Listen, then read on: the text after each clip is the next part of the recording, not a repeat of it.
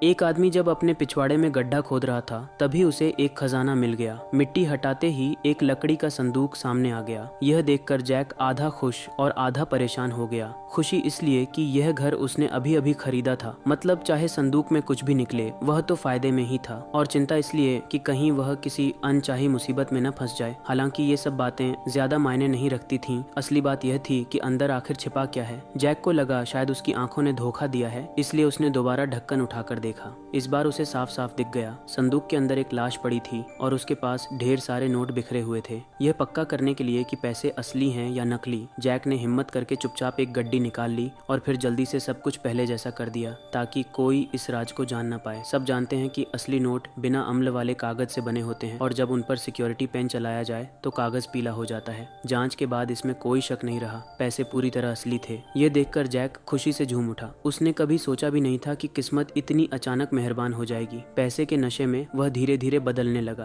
अब वह खुद को बहुत आत्मविश्वासी समझने लगा। दफ्तर में वह सहकर्मियों से बात तक नहीं करता क्योंकि उसके हिसाब से वह अब करोड़पति था और इन आम लोगों के स्तर से बहुत ऊपर था। लेकिन थोड़ी देर बाद उसके मन में ख्याल आया, ये पैसे आखिर उसके हैं भी या नहीं। कई दिनों तक वह इसी उलझन में रहा, लेकिन अंत में लालच ने समझ पर जीत हासिल कर ली। पुलिस को खबर देने या एजेंट को बताने की बजाय जैक ने पैसे अपने पास रखने का फैसला किया। कारण मत पूछिए, क्योंकि ये पैसे वाकई बहुत ज्यादा लुभावने थे। जैक ने मोटा मोटी हिसाब लगाया। नोटों से बना वह छोटा सा पहाड़ करीब 35 लाख डॉलर का था।